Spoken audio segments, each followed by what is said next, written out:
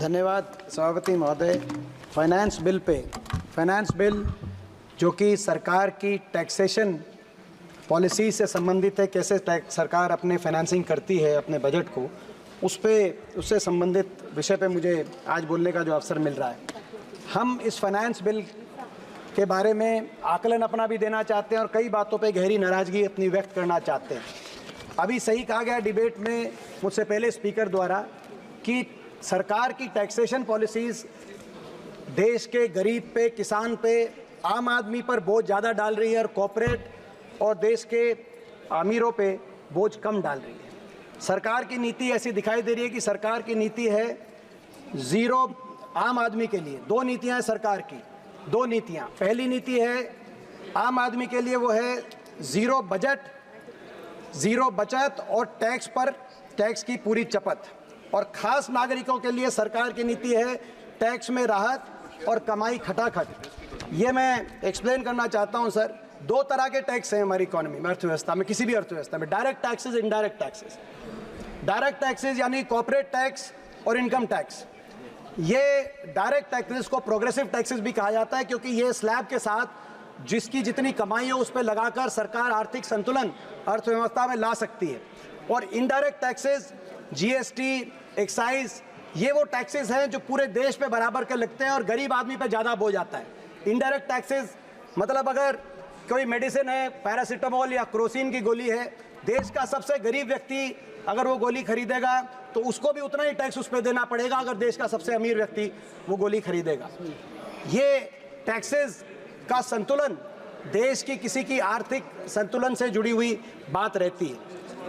आज हमारी देश की अर्थव्यवस्था में इस वर्ष अगर हम स्टेट्स और सेंटर के दोनों टैक्सेस को ऐड करके देखें तो डायरेक्ट और इनडायरेक्ट टैक्सेस में लगभग 1/3 हमारे देश की कलेक्शन डायरेक्ट टैक्सेस से हो रही है और 2/3 इनडायरेक्ट टैक्सेस से, जो टैक्स देश के गरीब से, किसान से, आम आदमी से ज़्यादा लिया जा रहा है। अगर हम इसकी तुलना करें बाकी दुनिया के देशों से, ज़्यादातर एडवांस इकोनॉमीज, OECD कंट्रीज़, एशियाई देशों में लगभग 2/3 देश का टैक्स का कलेक्शन लगभग 2/3 रहता है डायरेक्ट टैक्सेस से और 1/3 रहता है इनडायरेक्ट टैक्सेस से, जो गरीब आदमी से लिया जाता है। और अगर हम यूपीए के समय से तुलना करें, यूपीए के समय भी हमारी देश की अर्थव्यवस्था में काफ़ी संतुलन आया था और लगभग आधा 43% डायरेक्ट टैक्सेस से हम यूपीए के समय हमारी जो है सरकार लिया करती थी, 43% डायरेक्ट टैक्सेस से और 57% इनडायरेक्ट टैक्सेस से।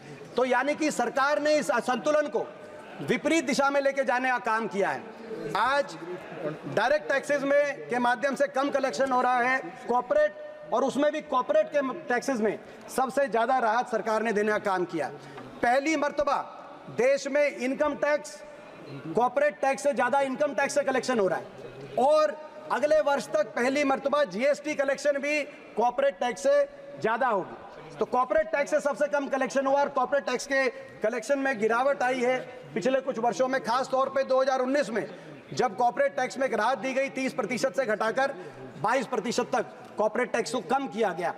आपकी नीयत क्या रही उस समय, उस पर मैं प्रश्न नहीं कहूँगा, लेकिन जब आपने बड़े उद्योगपति घरानों को, कॉर्पोरेट्स को ये राहत दी तो आपने कहा कि आप राहत इसीलिए दे रहे हैं कि अर्थव्यवस्था के अंदर निवेश हो, अर्थव्यवस्था में निवेश बढ़े, इन्वेस्टमेंट हो।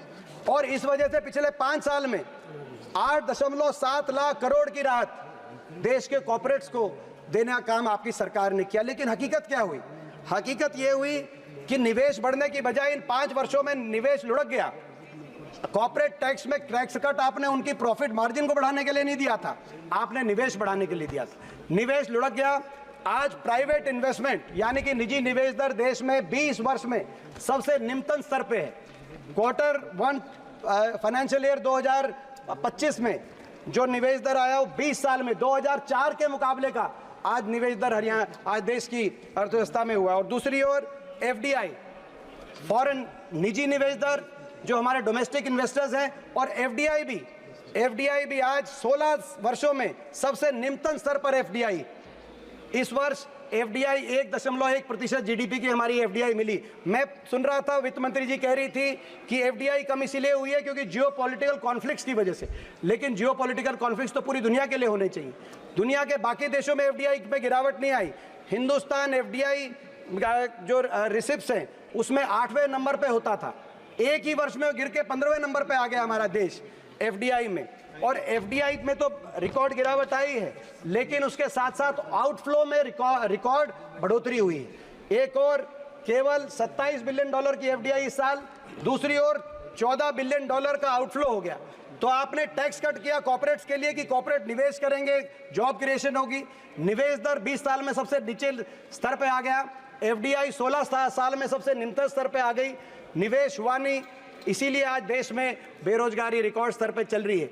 आपने ये जिस तरह की इकोनॉमिक पॉलिसी आप लेके आए, इस इकोनॉमिक पॉलिसी को ट्रिकल डाउन इकोनॉमिक पॉलिसी भी कहते हैं कि कॉर्पोरेट्स के हाथ में पैसा दो, वो निवेश करेंगे। लेकिन ये गलत साबित हो चुकी है दुनिया में, क्योंकि कॉर्पोरेट्स के हाथ में पैसा होगा तो वो वहाँ उस अर्थव्यवस्था में निवेश करेंगे जहाँ डिमांड स्ट्रांग है। आपने डिमांड को स्ट्रांग करने के लिए कोई कदम नहीं उठाए। जब तक डिमांड हमारी डिमांड भी अगर आप देखें, रूरल सेक्टर में डिमांड पिछले 5 साल से फ्लैट है। आज कृषि सेक्टर में डिमांड हमारी पिछले 7 साल से फ्लैट है। डिमांड जब तक इकोनॉमी में नहीं आएगी तब तक कॉर्पोरेट्स हमारी इकोनॉमी के अंदर निवेश नहीं करेंगे। मैं सरकार से कहना चाहता हूँ, ये जो आपने ट्रिकल डाउन इकोनॉमिक्स जो फेल हो चुकी है, ट्रिकल डाउन इकोनॉमिक थ्योरी, उसको हिंदुस्तान में प्रयास करने के लिए 10 साल लगा दिए आपने कॉर्पोरेट्स को फायदा। एक बार आप हिंदुस्तान के आम आदमी के हाथ में पैसा देके देखें, आप डिमांड साइड इकोनॉमी की तरफ कदम बढ़ाएं। किसान को, गरीब को, जिनको आपकी जो कोई राहत नहीं मिली, आप उनको भी राहत देके देखें। आप लीगल गारंटी एमएसपी पे देके देखें, आप मनरेगा में 400 रुपए की वेज करके देखें, और हमारे देश के आम आदमी के हाथ में आप पैसा दें, ताकि उनके पास जब पैसा उनके हाथ में आएगा, हमारी डिमांड बढ़ेगी, कॉर्पोरेट्स की इन्वेस्टमेंट तब हमारे देश में उस रूप से हो पाएगी। एक और कारण है, इतना ज़्यादा कॉर्पोरेट टैक्स कट देने के बावजूद निवेश नहीं हुआ। इसका दूसरा कारण डिमांड कम के साथ साथ, अध्यक्ष महोदय, दूसरा कारण है मोनोपोलीज। हमारे देश में क्रोनियज्म और मोनोपोलीज क्रिएट हो रही हैं। हमारे देश के 5 बड़े कॉर्पोरेट घराने आज लगभग 40 सेक्टर्स के अंदर, आज उनके लिए सरकार की सहायता से उन्होंने मोनोपोलीज अपने लिए बनाने का काम किया है। सीमेंट, पोर्ट, डिफेंस, टेलीकॉम, ये वो सेक्टर हैं जिन सेक्टर्स में अब तो न्यूक्लियर की भी बात आ रही है। कुछ कॉर्पोरेट घराने इन सेक्टर्स में मोनोपोलीज क्रिएट कर रहे हैं। लीगल और पीनल एनवायरनमेंट सरकारी एजेंसीज के माध्यम से ऐसा बनाया जा रहा है, जब मोनोपोलीज क्रिएट हो जाया करती हैं तो मोनोपोलीज में आप ये देखेंगे कि मोनोपोलीज के अंदर जो है दूसरा निवेश नहीं होगा। तो हमारी ये मांग है सरकार से कि ये असंतुलन जो बना है, जो गरीब आदमी से ज़्यादा लिया जा रहा है टैक्स, और कॉर्पोरेट्स को राहत दी जा रही है, इस संतुलन को सरकार सुधारने का काम कर। मैं एक और उदाहरण देना चाहता हूँ कैसे टैक्स लिया जा रहा है। पेट्रोल के बारे में मैं कहना चाहता हूँ, पेट्रोलियम प्रोडक्ट्स पे अगर हम 2014 की बात करें तो पेट्रोलियम प्रोडक्ट्स में हमारी सरकार ने 1,72,000 करोड़ का एक्साइज ड्यूटी से, हमारी सरकार ने एक्साइज ड्यूटी से टैक्स लेने का काम किया था यूपीए की सरकार के आखिरी वर्ष में, मगर 1,42,000 करोड़ वापस सब्सिडी में देने का काम किया था। मात्र कमाई पेट्रोलियम प्रोडक्ट से उस समय सरकार में 30,000 करोड़ थी। आपकी सरकार में इस वर्ष पेट्रोलियम प्रोडक्ट से कमाई है 4,32,000 करोड़ और सब्सिडी मात्र 11,000 करोड़। केवल पेट्रोलियम प्रोडक्ट से आपने 4,20,000 करोड़ देश की आम जनता से आप कमाई करने का काम कर रहे हैं। जहां हमारी सरकार एक वर्ष में 30,000 करोड़ करती थी, आप 4,20,000 करोड़ कर रहे हैं पेट्रोलियम प्रोडक्ट से। पेट्रोल पे एक्साइज हमारे समय ड्यूटी जहां 9 रुपए थी आपकी 20 रुपए, डीजल पे 3 रुपए थी आपकी 15 रुपए। आज पेट्रोल से आप कमाई कर रहे हैं। टोल्स के माध्यम से 2014 में टोल्स में जो के माध्यम से पूरी कुल कलेक्शन 3,000 करोड़ थी, आज टोल्स के माध्यम से 65,000 करोड़ है। हर वस्तु पे, आम मर्जा की वस्तु पे जीएसटी लगाकर आज सारा कर का बोझ आम आदमी पे, आप किसान पे जो डालने का काम कर रहे हैं, इस नीति से हम इस नीति का विरोध करना चाहते हैं। हम यही मांग करते हैं कि राहत दी जाए, पेट्रोल डीजल की एक्साइज में राहत दी जाए, इंडेक्सेशन और कैपिटल गेन टैक्स में जो इंडेक्सेशन की आपने बात की उसको वापस लिया जाए, लाइफ इंश्योरेंस, मेडिकल इंश्योरेंस में जीएसटी विड्रॉ की जाए। हम ये सारी मांगे सरकार से टैक्सेशन प्रोजेक्ट प्रपोजल में रखना चाहते हैं। इसके साथ साथ जहाँ तक मैं एक बात हरियाणा के हरियाणा के विषय में एक बात मैं महत्वपूर्ण आपके माध्यम से रखना चाहता हूं। अगर इस बजट में और इस फाइनेंस प्रपोजल में, माननीय खट्टर साहब भी बैठे जो हरियाणा के पूर्व मुख्यमंत्री हैं, सबसे ज़्यादा अगर सौतेला व्यवहार किसी एक प्रदेश के साथ किया गया है तो वो हरियाणा प्रदेश के साथ किया है। और मैं बताता हूं कैसे। जैसा कि अभी बताया जा रहा था कि हर प्रदेश केंद्रीय टैक्स कलेक्शन में हर प्रदेश अपनी तरफ से कोई भागीदारी करता है। कितना केंद्र एक प्रदेश में से लेती है और कितना उस प्रदेश को वापस देती है। हरियाणा से जीएसटी में हम देखें, जीएसटी टोटल क्या कलेक्शन में 7% देश की जीएसटी हरियाणा से आ रही है, 7.10%। और हरियाणा को वापस कितना मिल रहा है? जो केंद्र की तरफ से प्रदेशों में दी जाने वाली राशि वापस कितनी मिल रही है? मात्र 1.009%, यानी कि 1% के करीब। यानी कि दूसरे शब्दों में कहा जाए, हरियाणा से 7 रुपया केंद्र सरकार ले रही है और केवल 1 रुपये वापस दे रही है। और अगर प्रतिशत में बात करें तो 15%, 100 रुपये केंद्र सरकार हरियाणा से ले रही है और 15 रुपये वापस दे रही है। ये पूरे देश में सबसे कम अगर किसी एक प्रदेश को दिया जा रहा है, हरियाणा को दिया जा रहा है। प्रोड्यूसिंग स्टेट्स में थोड़ा कम है, ये हम मानते हैं, मगर दूसरे नंबर पे महाराष्ट्र है जिसमें कम दिया जा रहा है। महाराष्ट्र में 29%, यानी कि 100 रुपये ले रहे हैं तो महाराष्ट्र को 29 रुपये दे रहे हैं। कर्नाटक में 100 रुपये ले रही है केंद्र सरकार तो 39 रुपये दे रही है, 40 के लगभग।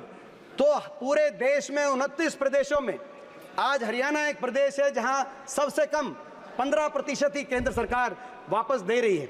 और नेट डिवोल्यूशन की बात करें, कितनी केंद्र की राशि दी जाए, अगर प्रति व्यक्ति में देखें, प्रति व्यक्ति, आज दुर्भाग्य ये कि प्रति व्यक्ति मैंने कैलकुलेट किया अध्यक्ष महोदय, प्रति व्यक्ति अगर देखा जाए तो 29 प्रदेशों में सबसे कम पिछले वर्ष जो हमें डिवोल्व किया गया, हरियाणा को दिया गया 22,000 करोड़, यानी कि प्रति व्यक्ति 6,938 रुपये हरियाणा को प्रति व्यक्ति मिला पिछले से। ये भी 29 राज्यों में सबसे कम हरियाणा को दिया जा रहा है।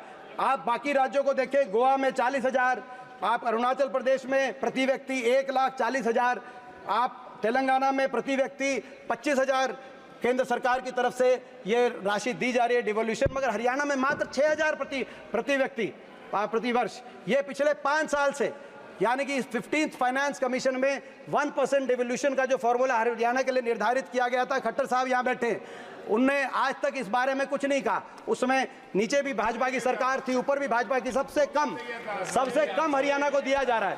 और ये जो सबसे कम दिया जा रहा है, सबसे कम ये दिया जा रहा है, सबसे कम। आप पूरा सुन लीजिए, उसके बाद खट्टर साहब आप जवाब दीजिए। क्या हो सकता है?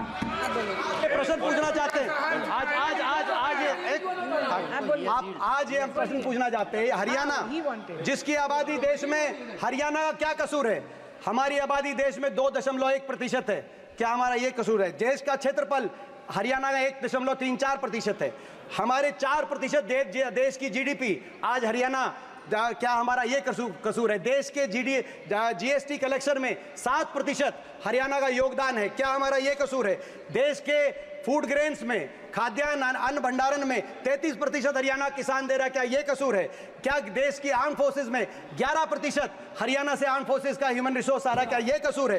क्या देश के मेडल 50% देश के मेडल हरियाणा से आ रहे हैं, क्या ये कसूर है? और इसके बाद हरियाणा में 29 प्रदेशों में सबसे कम हरियाणा को मात्र 1% केंद्र से मिलने वाली राशि मिल रही है। और आपने देखा बजट में, हमें मुझे इस बात का दुख नहीं है कि बजट में हरियाणा का नाम तक नहीं लिया गया, इस बात का तो दुख तो है। लेकिन आपने देखा कि खेलो इंडिया का बजट, आज देश के 3 मेडल आए, मैं कंक्लूड की तरफ जा रहा हूं, देश के 3 मेडल आए जिसमें से 2 हरियाणा खिलाड़ी लेके आए।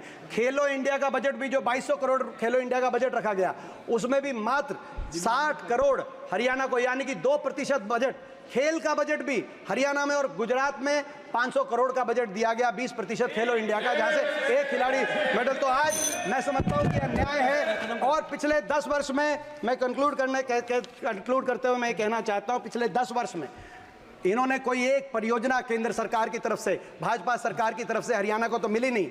लेकिन यूपीए के समय भी जो हमारी मंजूरशुदा केंद्र सरकार की परियोजना थी, 1,55,000 करोड़ की वो परियोजनाएं जो यूपीए के समय मंजूर शुदा थी, चाहे हमारा एयरपोर्ट हो महम में जो जेवर चला गया, 30,000 करोड़ की लागत से बनने जा रहा था। चाहे रेल कोच फैक्ट्री हो हमारे हरियाणा के अंदर जो बनारस में चली गई, चाहे 3 रेल की लाइन हो यमुनानगर चंडीगढ़, 1 इंच रेल की लाइन नहीं बिछी, चाहे हिसार फतेहाबाद दिल्ली गुड़गांव न्यू अलवर, चाहे ये रेल की लाइन हो, चाहे एम्स बाड़सा के अंदर 9 हमारे मेडिकल के प्रोजेक्ट हो। 10 साल में एक प्रोजेक्ट हरियाणा को केंद्र की सरकार ने दिया नहीं। और जो यूपीए की सरकार में मनमोहन सिंह जी ने, सोनिया गांधी जी ने जो यूपीए की सरकार में हरियाणा को देने का काम किया था, वो भी एक-एक करके प्रोजेक्ट। Thank you.